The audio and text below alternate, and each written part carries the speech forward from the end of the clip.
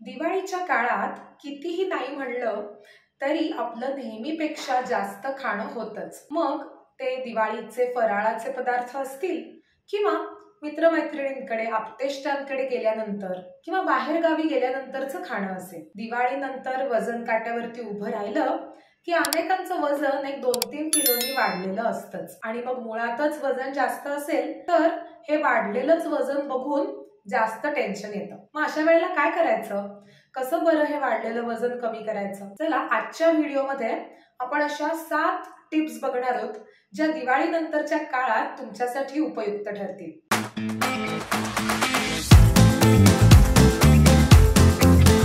नमस्कार, मी doctor Tejas. Just for हार्टच्या यूट्यूब चॅनलवर तुमच्या सगळ्यांचं मनापासून स्वागत. नुकतीच दिवाळी संपली. आता आपल्या सगळ्यांना वेध लागले आपलं वजन, आपली शुगर पूर्वपदाला आणण्याचे. जर का तुम्हाला मधुमेह असेल आणि दिवाळीच्या काळात तुमची रक्तातली साखर वाढली असेल तर काय करायचं, यासाठी माझा पूर्वीचा व्हिडिओ तुम्ही जरूर बघा. आज आपण बोलतोय दिवाळीत वाढलेलं वजन कसं कमी करायचं या विषयावर आणि यासाठी आपण 7 टिप्स बघणार आहोत. तर या 7 टिप्सच्या मुळाशी एक बेसिक लॉजिक आहे. ते म्हणजे आपण दिवाळीच्या काळात जे अन्न घटक जास्त प्रमाणात घेतलेत ते आपण कमी खाणार आहोत आणि जे अन्न घटक आपण जास्त प्रमाणात नाही घेतले किंवा ज्यांच्याकडे दुर्लक्ष केलंय दिवाळीच्या काळात पण जे वजन कमी करण्यासाठी उपयुक्त ठरू शकतात असे अन्न घटक आपण जास्त प्रमाणात घेणार आहोत. त्याचबरोबर आपण आणखीनही काही अशा गोष्टी करणार आहोत ज्या दिवाळीच्या काळात आपण जरा विसरलो होतो किंवा ज्या मागे पडल्या होत्या आणि ज्या वजन कमी करायला मदत करू शकणार. तर पहिली टिप तुमच्यासाठी अशी असणार आहे ती म्हणजे निदान दिवाळीनंतरचे 15 दिवस तरी तुमच्या आहारातलं गोडाचं प्रमाण पूर्णपणे बंद करा किंवा गोडाचे पदार्थ पूर्णपणे बंद करा. कारण दिवाळीच्या काळामध्ये गोडधोड भरपूर खाल्लं जातं. फराळाचे निम्म्याहून अधिक पदार्थ हे गोडच असतात. मग त्याच्यामध्ये शंकरपाळी आहे, करंजी आहे, अनारसे आहेत. याबरोबरच दिवाळीच्या काळामध्ये बऱ्याचदा अनेक ठिकाणी पुरणपोळी, श्रीखंड असेही गोडाचे पदार्थ घरामध्ये केले जातात आणि या पदार्थांमधनं खूप साखर किंवा गूळ आपल्या पोटामध्ये जातो आणि हे दिवाळीच्या काळात वजन वाढायचं एक मुख्य कारण आहे. त्यामुळे दिवाळीच्या काळात वाढलेलं वजन जर का कमी करायचं असेल तर निश्चितच गोड पदार्थ बंद करून किंवा साखर पूर्णपणे बंद करून फायदा होणार आहे.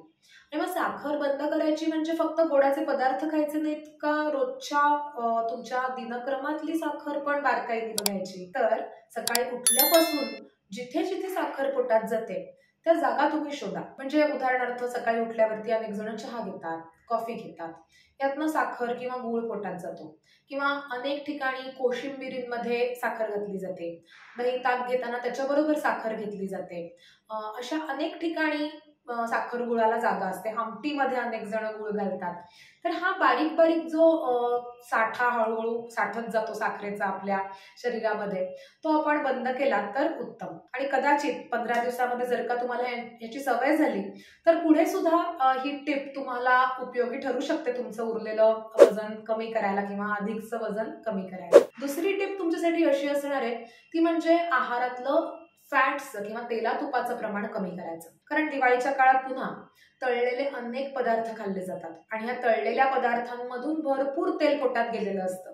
म्हणजे अगदी शेव बघा, चकली, शंकरपाळी, करंजा, अनारसे, पुन्हा हे सगळे पदार्थ तळलेलेच असतात आणि तळलेल्या पदार्थांमधनं तेल हे जे पोटात गेलंय ते तुमचं वजन वाढवत असतं आणि हेच तेल आपल्याला थोडंसं कमी करायचंय. म्हणजे तळलेले पदार्थ तर पूर्ण बंदच करायचे पण अजूनही जिथे जिथे तेल तुम्हाला कट डाऊन करता येईल किंवा पोळ्यांच्या ऐवजी फुलके करता आले किंवा पोळ्यांच्या ऐवजी भाकरी खाता आली किंवा जे आपण तेल फोडणीला वापरतो ते कमी करता आलं. पूर्ण बंद करायची गरज नाही, थोडं तेल आपल्याला लागणारच आहे पण जिथे जिथे तेलाला थोडंसं कट डाऊन करता येईल तिथे आपण जरूर करूयात. कोशिंबिरींना वरून फोडणी घातली जाते बऱ्याचदा, ते टाळूयात. तर अशा पद्धतीने तेलाचं प्रमाण थोडंसं मॉनिटर केलं आणि 15 दिवसात जर तुम्ही हे अचीव्ह करू शकलात तर नक्की तुम्हाला वाढलेलं वजन कमी करायला मदत होऊ शकते. आता तिसरी टिप तुमच्यासाठी अशी असणार आहे ती म्हणजे दिवाळीनंतरचा काही काळ आहारातलं धान्याचं प्रमाण कमी करायचं. तर धान्याचं प्रमाण का, तर दिवाळीच्या काळात आपल्या धान्याच्या इंटेकमध्ये किंवा धान्य खाण्याच्या प्रमाणामध्ये नेहमीपेक्षा जास्तीची वाढ होते. नेहमीच आपण खरं तर धान्य खूप खात असतो पण दिवाळीमधले पण अनेक पदार्थ फराळाचे हे धान्यांचेच बनलेले आहेत. म्हणजे आता बघा चिवडा साधा आपला चिवडा आपल्याला वाटतं की गोड नाहीये, पण त्याच्यातनं खूप धान्य पोटात जातं. मग त्याच्यामध्ये चुरमुरे आहेत किंवा पोहे आहेत, मक्याचे पोहे काही जण वापरतात. हे सगळे धान्याचे प्रकार आहेत, म्हणजे तांदूळ, मका यापासून बनलेले आहेत. त्यानंतर तुम्ही शंकरपाळी बघा, मग ती खारी असो किंवा गोड असो, बनली आहे मैद्यापासून किंवा गव्हाच्या पिठापासून, म्हणजे पुन्हा धान्य गेलं पोटामध्ये. चकलीमध्ये तांदूळ आहेत, चिरोटे मैद्याचे असतात. असे बरेच पदार्थ दिवाळीच्या काळात आपण जे खातो ते धान्यापासून बनले असतात. तर हे अतिरिक्त धान्य जर आपण घेत गेलो तर वजन पुन्हा वाढायला लागतं, आणि ते कमी करायचं असेल तर धान्याचं प्रमाण कमी करायला लागतं.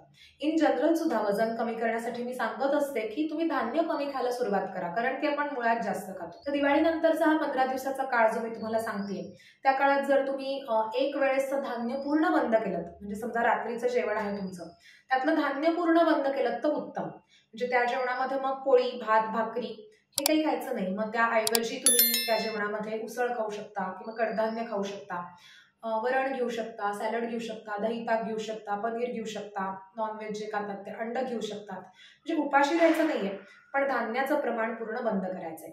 आणि इन जनरल पण आता समजा दुपारच्या जेवणामध्ये तुम्ही रोज 2 पोळ्या खात असाल तर तिथे 1 पोळी खाऊ शकता. असं धान्याचं प्रमाण तुम्ही जर कमी करत गेलात आणि 15 दिवसामध्ये हे मेंटेन करू शकलात तर तुमचं वाढलेलं वजन कमी करायला नक्की मदत होणार आहे. आता आपण पुढची चौथी टिप बघतोय, ती म्हणजे आता जे पदार्थ आपण कमी खाल्ले दिवाळीच्या काळात ते थोडेसे वाढवूयात. कारण तुमच्या आहारातले जेव्हा तुम्ही धान्य कमी करणार आहात, साखर किंवा तेल तुपाचं प्रमाण कमी करणार आहात, तेव्हा निश्चितच तुमचं पोट पुरेसं भरणार नाहीये. मग ह्याला रिप्लेस करायला किंवा ह्याला अल्टरनेटिव्ह म्हणून आपण जे पदार्थ कमी खाल्ले होते दिवाळीमध्ये ते जास्त घेणार आहोत, आणि ह्याचा वजन कमी व्हायला सुद्धा फायदा होणार आहे. जास्त खाऊन सुद्धा फायदा होणार आहे, कारण या पदार्थांमध्ये जे आम्ही सांगते त्यात तर एका प्रकारच्या पदार्थांमध्ये प्रोटीन्स जास्त आहेत, आणि प्रोटीन्स वेट लॉसला मदत करतात. तर प्रोटीनसाठी तुम्हाला काय काय खायचं आहे? तर प्रोटीनसाठी तुम्ही तुमच्या रोजच्या जेवणामध्ये आता दही ताक घेत नसाल दिवाळीमध्ये, नाही घेतलं तर ते घ्यायला सुरुवात करा. वरण नसेल घेतलं तर वरण चांगल्या क्वांटिटीमध्ये घ्यायला सुरुवात करा. गुळाची कडधान्य, पनीर, ह्या सगळ्या गोष्टी, अगदी मूठभर शेंगदाणे भिजवून रोज खायला सुरुवात करा किंवा जेवणाबरोबर घ्यायला सुरुवात करा. तर अशा गोष्टींनी प्रथिनांचं प्रमाण वाढू शकतं. प्रथिनांमुळे पोट पण भरल्याची भावना होते आणि वजन कमी व्हायला मदत होते. आता 5वी टिप ती म्हणजे आहारातलं फायबर्सचं प्रमाण वाढवायचं. कारण दिवाळीच्या काळात अगदी आवर्जून पुन्हा सॅलड घेतलाय, कोशिंबिरी घेतल्यात असं होत नाही. फळं पण खाण्याचं प्रमाण फार दिवाळीमध्ये नसतं, कारण बाकीचेच गोडाचे पदार्थ खूप असतात. तर दिवाळीनंतर फळं नियमितपणे खायला सुरुवात करा. रोजच्या जेवणामध्ये, प्रत्येक वेळेसच्या जेवणामध्ये एक वाटीभर सॅलड असेल ह्याची खात्री करा. आणि सॅलड्सचं आणि फळांचं प्रमाण वाढवून, भाज्यांचं प्रमाण वाढवून तुम्ही निश्चितच तुमचं पोटही भरणार आहे आणि वजन कमी व्हायला सुद्धा तुम्हाला मदत होणार आहे. आता 6वी टिप ती म्हणजे फ्लुइड्सचं प्रमाण वाढवायचं आहे, म्हणजे द्रव पदार्थांचं प्रमाण. याने सुद्धा एकतर हायड्रेशन चांगलं होतंच, म्हणजे दिवाळीच्या काळात कधी पाणी कमी घेतलं जातं, कारण गडबड असते, आपण सगळे खूप व्यस्त असतो वेगवेगळ्या गोष्टींमध्ये.